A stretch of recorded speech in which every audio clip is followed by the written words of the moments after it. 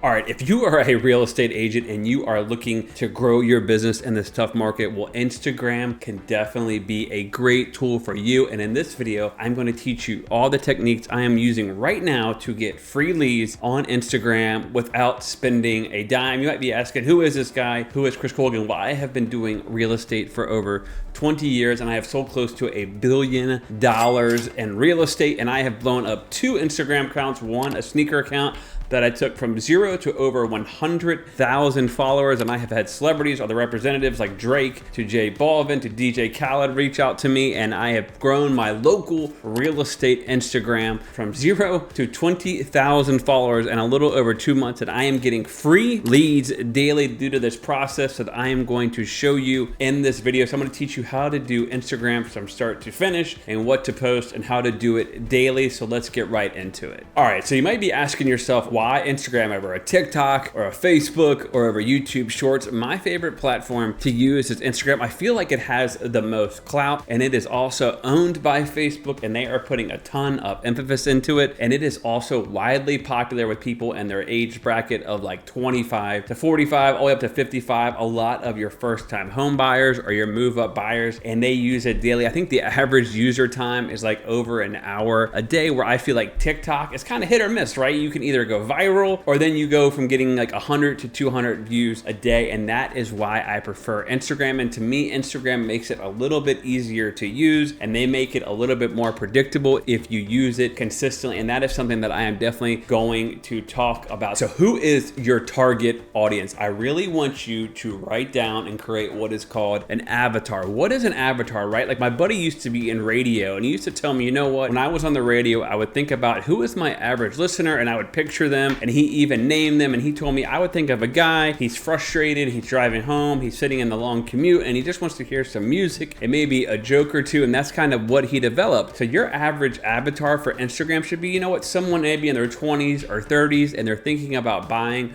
or selling a home, or they want to know about the area, or maybe they're even someone older who just wants updates on the area. But your target market should not be other real estate agents. That is the biggest mistake I see when it comes to Instagram. Yeah, you could have 10,000 followers, but if they're all realtors, what good is that going to do you? For sure, you can definitely get referrals from outside of your market, but as you know, that's not going to be predictable. You're not going to really build a name for yourself in your local market. So definitely think of your target audience, and that should be number 1. Number 2 is going to be, what should you post? You definitely want to post Instagram Reels. Instagram has fully made this known and well aware to everybody that they are really pushing Reels. They are fighting against YouTube Shorts, and they are also fighting against TikTok, and they are going to give preferential treatment to people that post Instagram Reels. Those are also the ones that get shared the most. I can see the data. So if I post just like a regular picture, mainly the only people that see it are going to be my followers. But if I post a reel, about 90% of all of the reels that I post are actually shown to people who don't follow me, that are just scrolling through the Reels feed. So definitely post a reel. I would at least plan on posting 4 reels a day. And then you're also going to want to post on your Instagram stories. I knew somebody who worked with someone who worked at Instagram, and they told them that stories were definitely key. And I'll go into more so what you should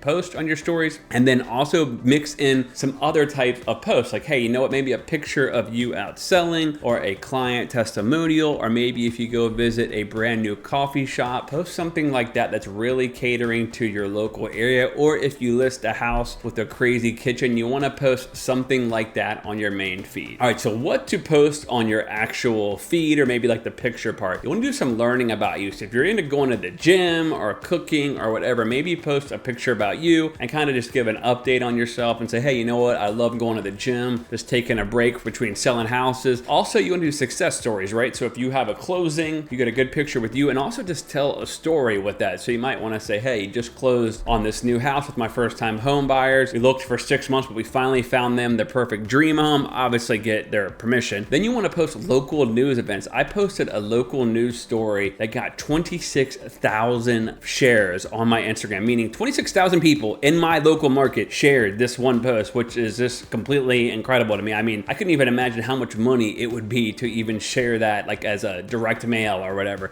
And then also things to do. So say there's like a local fall festival coming up, take a picture and say, hey, fall festival on October 23rd, something like that, and the headline, and then tag that local business, and they more than likely will share that on their story or give you some props in the comments. All right, so what should you post on your Instagram Reels? This is probably the number one question.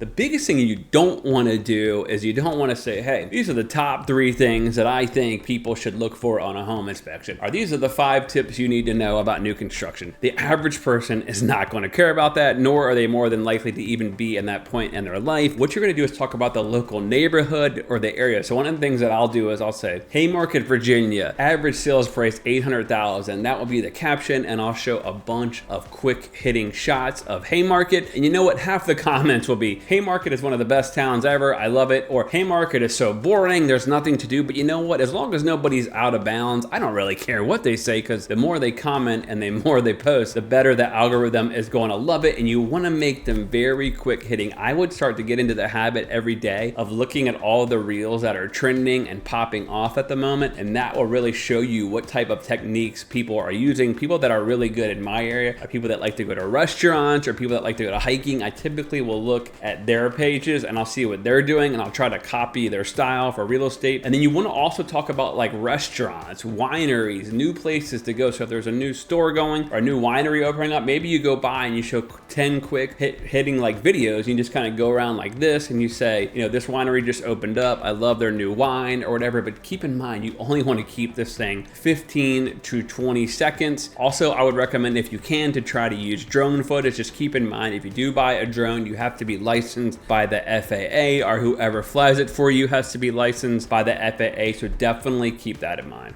All right, one of the key features that I think you're definitely going to want to use on Instagram is Instagram stories. One of the things that you'll want to do is, let's say you're at a closing, just post a picture and say closing day, and maybe with the client's permission, tag them in the story, or maybe you tag the title company. And then what ends up happening is more than likely the clients are going to share that, or the title company is going to share that, and you're also going to want to share the town, because what happens is people are searching the stories of the day, your story will more than likely pop up. Or let's say you frequent a coffee shop all the time. You want to tag them and say, I really love their caramel macchiato, whatever it is. And you tag them, and more than likely they're going to share that on their own story. Or when people show that, like search that local coffee shop, your story is going to come up, and that's just going to give you some more local clout. So I would at least post 2 to 3 stories a day. I like to do polls. So I'll do something like, again, like Haymarket, Virginia, do you love this town? Yes or no? Again, 50% of people are going to say no, which is whatever. I don't really care, but at least it just gives me some traction.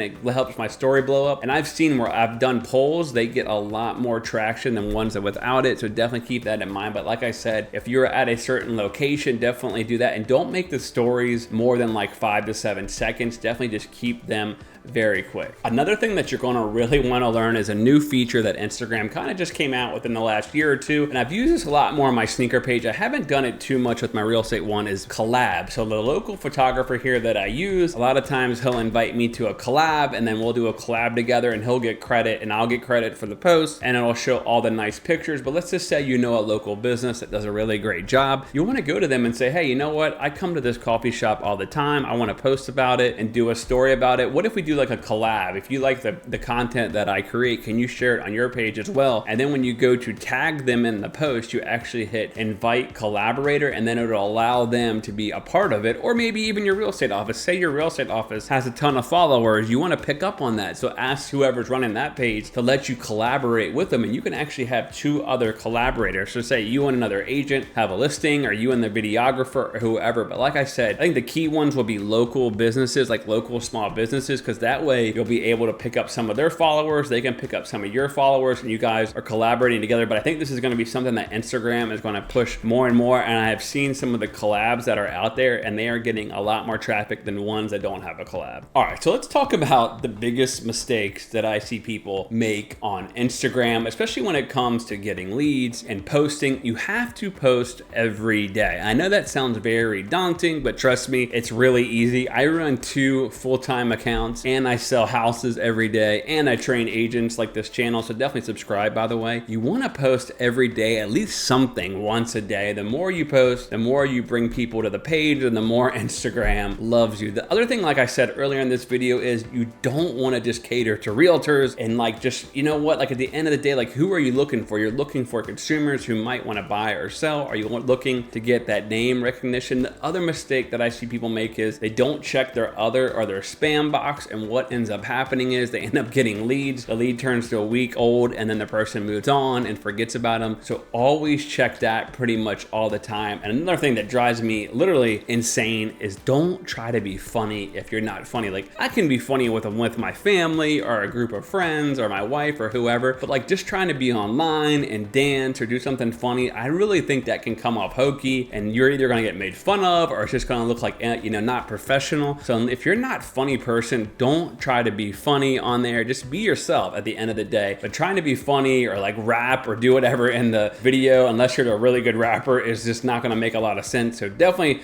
don't try to be somebody that you're not. All right, so I hope you guys enjoyed that video. Definitely subscribe to my channel where I talk about YouTube and Instagram all the time. And as always, if you want to partner with me and my business and learn more about me and get free training from me, then definitely schedule a one-on-one call with me and we can talk more about how I can help you blow up your business in YouTube and Instagram. And like I said, please subscribe. And as always, I'll see you at the top or from the top.